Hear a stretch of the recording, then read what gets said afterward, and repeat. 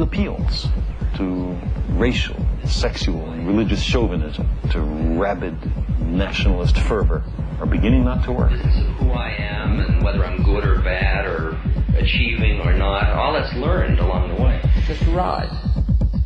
We can change it anytime we want. It's only a choice. No effort, no work, no job, no savings of money. I realized that I had the game wrong. That the game was to find out what I already was.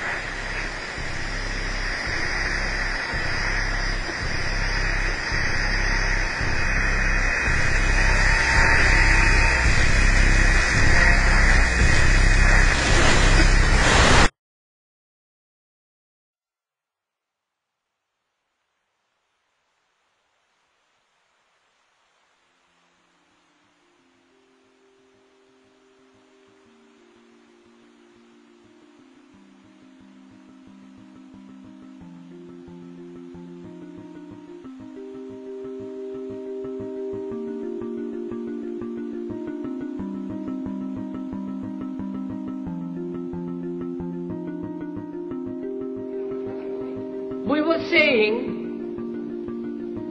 how very important it is to bring about in the human mind the radical revolution. The crisis is a crisis in consciousness, a crisis that cannot anymore accept the old norms, the old patterns, the ancient traditions. And considering what the world is now, with all their misery, conflict, destructive brutality, aggression, and so on, man is still as he was.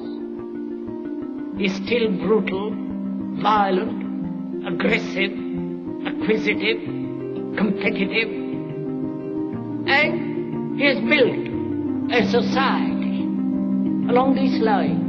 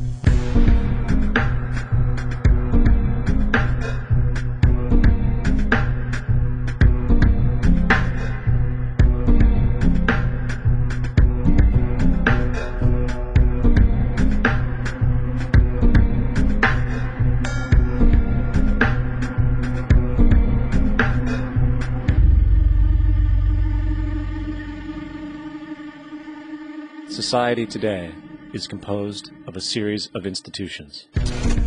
From political institutions, legal institutions, religious institutions, to institutions of social class, familial values, and occupational specialization. It is obvious the profound influence these traditionalized structures have in shaping our understandings and perspectives.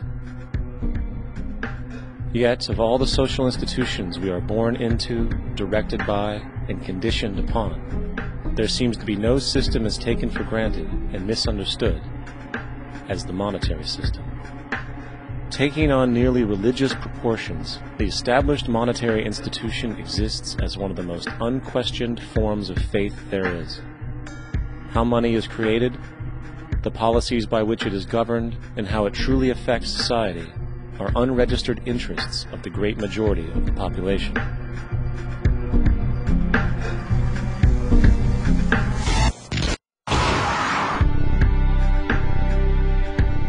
In a world where 1% of the population owns 40% of the planet's wealth, in a world where 34,000 children die every single day from poverty and preventable diseases, and where 50% of the world's population lives on less than $2 a day, one thing is clear: something is very wrong. And whether we are aware of it or not, the lifeblood of all of our established institutions, and thus society itself, is money. Therefore, understanding this institution of monetary policy is critical to understanding why our lives are the way they are. Unfortunately, economics is often viewed with confusion and boredom. Endless streams of financial jargon coupled with intimidating mathematics quickly deters people from attempts at understanding it. However, the fact is, the complexity associated with the financial system is a mere mask, designed to conceal one of the most socially paralyzing structures humanity has ever endured.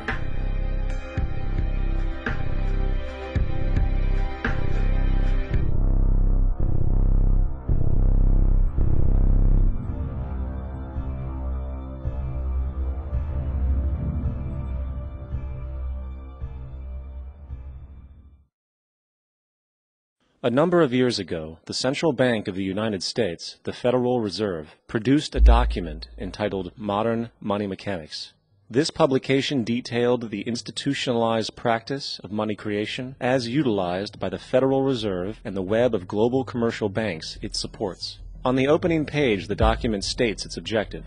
The purpose of this booklet is to describe the basic process of money creation in a fractional reserve banking system. It then proceeds to describe this fractional reserve process through various banking terminology, a translation of which goes something like this. The United States government decides it needs some money, so it calls up the Federal Reserve and requests, say, $10 billion. The Fed replies, saying, sure, we'll buy $10 billion in government bonds from you. So the government takes some pieces of paper, paints some official-looking designs on them, and calls them treasury bonds. Then it puts a value on these bonds to the sum of $10 billion and sends them over to the Fed. In turn, the people at the Fed draw up a bunch of impressive pieces of paper themselves, only this time calling them Federal Reserve notes, also designating a value of $10 billion to the Fed. The Fed then takes these notes and trades them for the bonds. Once this exchange is complete, the government then takes the $10 billion in Federal Reserve notes and deposits it into a bank account. And upon this deposit, the paper notes officially become legal tender money, adding $10 billion to the U.S. money supply. And there it is. $10 billion in new money has been created. Of course, this example is a generalization, for, in reality, this transaction would occur electronically, with no paper used at all. In fact, only 3% of the U.S. money supply exists in physical currency. The other 97% essentially exists in computers alone. Now, government bonds are, by design, instruments of debt, and when the Fed purchases these bonds, with money it essentially created out of thin air, the government is actually promising to pay back that money to the Fed. In other words, the money was created out of debt. This mind-numbing paradox of how money or value can be created out of debt or a liability will become more clear as we further this exercise. So, the exchange has been made and now $10 billion sits in a commercial bank account. Here's where it gets really interesting. For as based on the fractional reserve practice, that $10 billion deposit instantly becomes